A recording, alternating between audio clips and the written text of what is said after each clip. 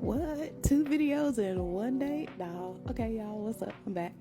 So, as I stated in my previous post, I'm taking it all the way back to the basics. So, I wanted to, this is something really basic when it comes to crocheting and also choosing the type of yarn you're going to use for your garments or whatever you're making. You have cotton yarn, which is this by Lines brand 24/7 cotton yarn.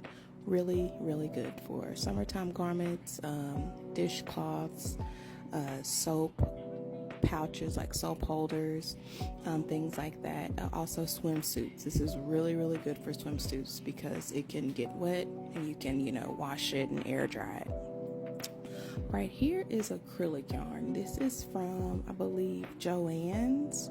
A coworker of mine gifted me this, and this is basically size 4 yarn, and the acrylic yarn to me is good for anything else, like especially winter items, like if you're making a sweater or socks, footies, scarves, hats, things like that for the winter. Not only is chunky yarn good, but also acrylic yarn is good for that.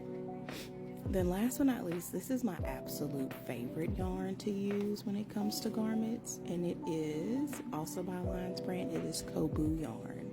It's not just it's not fully cotton, because it is 51% cotton and 49% rayon from bamboo. And so this yarn has a really good drape to it. So if you're wanting to make like a swimsuit cover up or something of that nature, this yarn would be good, or a substitute, which you can always Google substitutes for Kobu yarn, but this is one of my favorite yarns. So why do I have all these yarns? Not only just to let you know what's best, but another thing that I'm looking at here is your yarn can come from the center of your skein. This is called a skein of yarn. It can come from the center, or it can be wrapped around on the outside. I can't find this one. I don't really want to open it up to find it. Or the other tail end of the yarn will be wrapped around the outside of this. So like one of these pieces here may be the working yarn. Same with this. You would just basically, some people have a trick. I haven't learned the trick yet. If you know the trick, let me know. But some people will just dig, I know me, I'll dig down there, kind of pull out the center yarn, because I prefer to work through the center and not from around the edge of the yarn. So the reason why I have my yarn here today is because I wanted to show you how to read the label, because the label actually provides you with a good sufficient amount of information when it comes to crocheting and or knitting. So as you can see, 4 is like the most commonly used yarn when it comes to projects. 5 to me, and these are all my personal opinions, 5, 6, which is super jumbo, 5, which is jumbo, well, not jumbo, which is I forgot the correct terminology. It is bulky. You have bulky, which is 5, and super bulky, which is 6. And then this is size 4, which is, like I said, pretty much used for just about anything that you crochet that's non-bulky. But it is size 4 yarn. It is 3.5 ounces or 100 grams, but I always look at the yards. I like to look at how many yards the skein is. That is what I go by, especially if I am using a pattern. I like to go by this number. As you can see, it's cotton yarn, and it also gives you the washing instructions right there as well. It says it's machine washable and dryable, so that's good. And it is 100% cotton yarn. So that's one thing you can get. That's some of the information you get. But one other important thing is it tells you what size hook to use.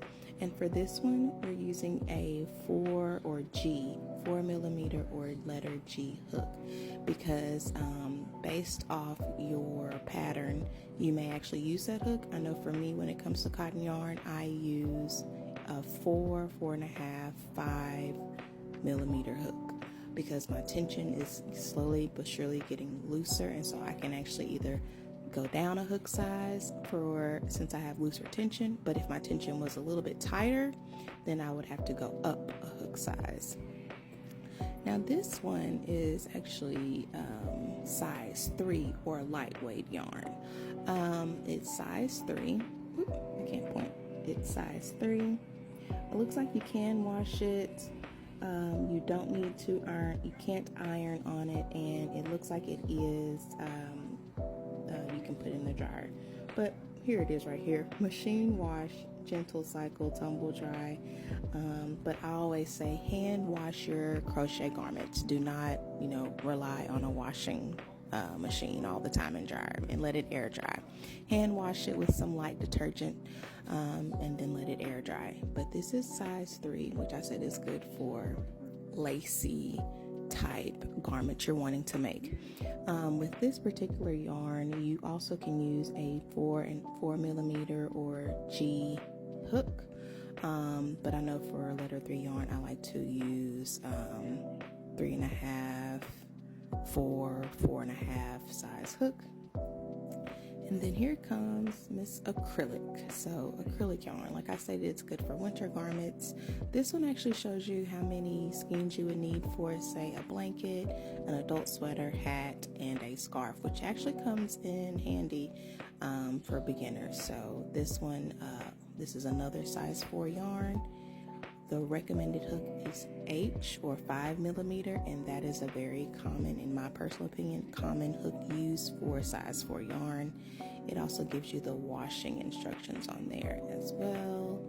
Machine washable, low iron, do not bleach, tumble dry, do not tumble dry, dry flat. So basically let it air dry.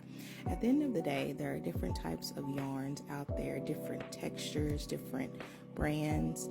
I feel like it's all about whichever yarn you want to use for whatever garment you're working towards making. So that's my spiel on how to read the label on a